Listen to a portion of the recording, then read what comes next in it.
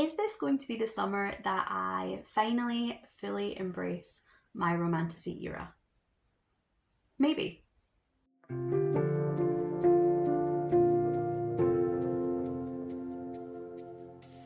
Over the summer, ideally kind of July and August, one of my favourite booktubers, Covers with Cassidy, is running a romance and romantasy style readathon. This is a non-competitive readathon, there are no points and no teams, and she's been very clear that you can tweak the prompts to fit yourself and even fit the timeline of the readathon if that suits you better. There are 10 book prompts to fill, but there are also an additional 10 book challenges to fill, which is more to do with the way you actually read the book, the time you read the book, or the way you engage with the book in some way. Easy mode would be to read one book for each prompt slash challenge, so you'd be reading ultimately 20 books. And the harder mode is to actually match up your books with the challenges, so you'll only have to read 10 books, but since you can't double up, you would have to find a book that fitted 2 prompts each time. So my goal for this is to do that harder mode, to make sure that the books I pick for the prompts will also fit one challenge without any overlap or doubling up. I'm going to pick books that are currently kind of on my radar already, that are already on my TBR. But I am going to go into this with the notion that over the course of the couple of months, as I watch other people's updates and TBRs, I would love it if I could maybe swap out or additionally read some more romantasy for these prompts. Romantasy is so popular right now, it's so huge, and the people that seem to enjoy it seem to get so much enjoyment from it. And I have just yet to find a romantasy that works for me. I have read books that are kind of fantasy romance and loved them. Sword Heart by T. Kingfisher is one of my all-time favourite books, and there are plenty of fantasy books with very strong romance elements that I love. But that kind of romantasy TM, like the hardcore romantasy classics, I want to say, the kind of the staples in the genre, I haven't read a lot of, and the ones that I have read, I have DNF'd. I haven't read Fourth Wing. I DNF'd The Serpent in the Wings of Night, and I DNF'd Quicksilver. So I haven't had a run of luck with this, but I really want to get aboard that hype train. I want to at least find a couple of kind of really well-known, really beloved romantasies and really embrace all the real passion that I see for it. So since that's part of this readathon, I am kind of gonna be keeping an eye out and possibly switching in romantasies as they pop up. So if you have any recommendations for true romantasies that would fit any of these prompts, then let me know, because they might get moved around. If I don't find romantasies that I want to read for them, I do, as I said, have a pick for each prompt from the books that are already on my TBR. They just tend to be more straight up contemporary romance or fantasy romance rather than romantasy. So without me babbling too much more, I am going to go through the books that I've picked, and I will let you know both the book prompt and the challenge prompt that I aim for it to fill. So the first prompt is An Arranged Fling Turned More, and this is to read a book with an arranged marriage. It could also be a marriage of convenience or even just some fake dating, but I actually have a book that I have been meaning to read since Christmas. It's on my most anticipated books of last year, and I just really need to get to it. So this is the perfect point for Mars House by Natasha Pulley. I have read 2 Natasha Pulleys to date, and I have really enjoyed both. And since arranged marriage, marriage of convenience, fake dating umbrella is probably my favourite romance trope above any other, this is one I've been really, really excited about. The challenge I will try and match this one with is Literary Girl Walk, which is to read a book while you are out on a walk. And that would be perfect for this because I can enjoy the audiobook. Our next prompt is Lost and Found Family. And it shouldn't be any problem for me to fill this one, but I particularly have in mind Lava Red and Feather Blue by Molly Ringle for it.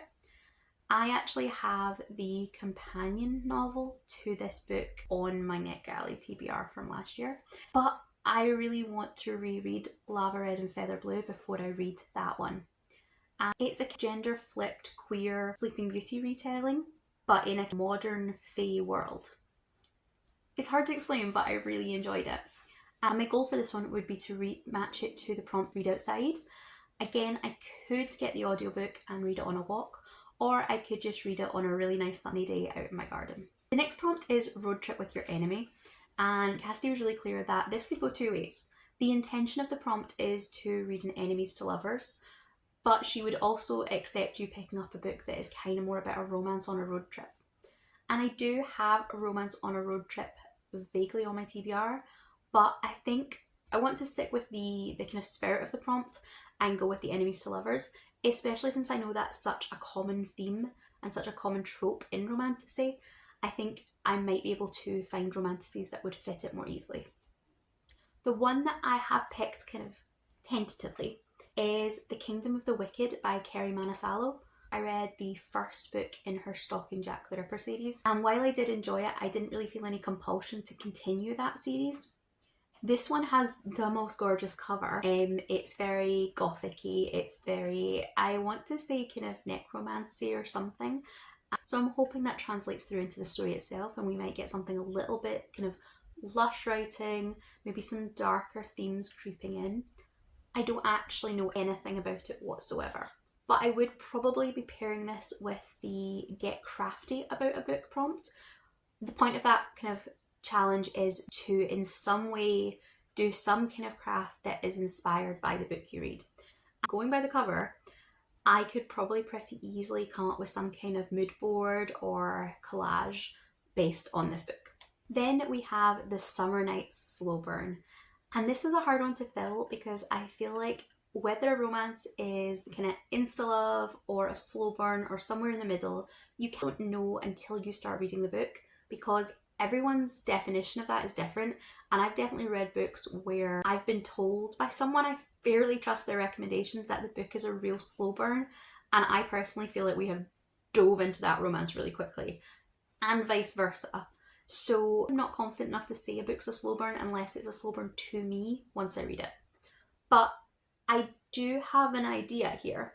I know that classics are almost always slow burns if the romance even feels like a romance by the end.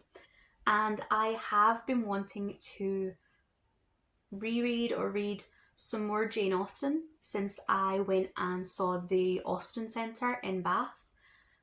One of the ones that I would quite like to reread would be Northanger Abbey. It's very much a slow burn.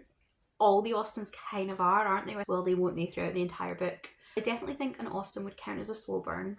It's more the romance angle than the romantasy. This is one that definitely I would be open to taking suggestions for, because it's probably the furthest thing from a romantasy you can get.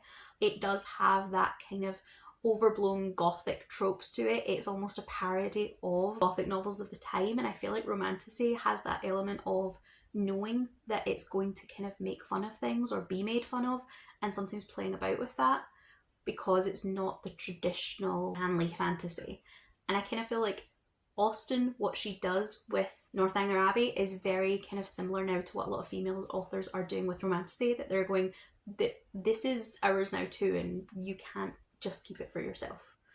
So it would work really well for the Borrow a Book challenge, because I'm fairly certain that my library is gonna have a copy of Northanger Abbey. The next prompt is Training with a Fictional Man, and this could be either your traditional he stands behind her and teaches her to shoot an arrow, our Rocky Balboa style training montage, or it can be something set in a school. I actually have a book that I need to read over the summer anyway that perfectly fits this, so this is an easy pick. I have been asked to be a guest in the August book pick for the Fiction Falls Book Club that is hosted by Amanda's Booktopia and Reads Readers. I'll link both of them in the description below. And for August, we are going to be reading The Blood of Hercules by Jasmine Mass. The Blood of Hercules is a obviously kind of Greek mythology inspired retelling, but it is also a why choose romance. Our main protagonist is the reincarnation of Hercules, but she is going to be training with kind of 4 other heroes. I really know nothing about it, and it is only the second why choose book I'll have ever read. So this is probably the most romantasy book on my current TBR. It's also one I'm not sure I'm going to enjoy. I might very much be the skeptic in the group, But I'm also really excited because it sounds like something completely out of my comfort zone, something that I can dive into with no expectations whatsoever. So I think I'm going to have a really great time with it, no matter the outcome. It's also going to be my choice for the Summer Bop Challenge because Hercules, the stage show, is now showing in London. Unfortunately, I don't think I'm going to get down to this summer to go and see it, which was my plan. I'm a bit disappointed. But I should definitely be able to get hold of the West End soundtrack and give that a listen to if I can. So I'll be reading this while I am listening to Zero to Hero. Into the second half of the TBR, and the prompt is to read a book with an animal companion. The book that I have picked out for this is one that I saw everywhere briefly. It was very popular during the Magical Readathon this year, and that is The Phoenix Keeper by S.A. McLean. It's touted as being about a magical zookeeper, and is both very cozy fantasy and a kind of very uplifting queer romance. And maybe that's the kind of romantasy I need, the kind of cozy romantasy rather than our very action-packed ones. Maybe that's my angle, maybe that's my way into romantasy. I do have high hopes for this one. In terms of which challenge this one fits, it was published in August last year, so it will count for the published in a summer month challenge. For the prompt, accidentally share a sleeping bag, we are going with the classic only one bed trope. Kind of like with slow burn though, I feel this can be tricky because it's not something you necessarily know is going to pop up in a novel until it pops up, and it's not something it's particularly easy to find recommendations for. But I had a browse and I think I'm quite happy with what I picked for this one. My choice for this is, again, it's more romance than romantasy, so I would be willing to switch it if you have a suggestion. But my goal for this one is, I think, going to be People We Meet on Vacation by Emily Henry. One, it's a summer read. It looks like it's set in the summer. It feels very summery. I think it's going to fit in with my kind of summer TBR really well. But also, it's going to be my first Emily Henry. And from what I see, she can be quite a divisive author. You either really love it or you really hate it. I would really like to try her books and see what I think of them, because if I fall into that love it camp, there's quite a lot of summery type books that she's put out that I think I might want to try. For the challenge, I'm going to match this one up with a book that looks like a sunset you've seen, because I'm going to base it on the UK cover, which looks like this. And if I do get on with this one, I will be looking for more Emily Henry Rex, so do let me know what your favourite one is. Summers at Castle Auburn by Sharon Shin is a book that has been on my TBR for ages, for years. I don't even know how long. It's very much, I think, a kind of cozy fantasy before cozy fantasy was a thing. I've definitely seen a lot of the people that I know enjoy cozy fantasies talk about it and recommend it. Maybe somewhere between a cozy fantasy and a fantasy of manners.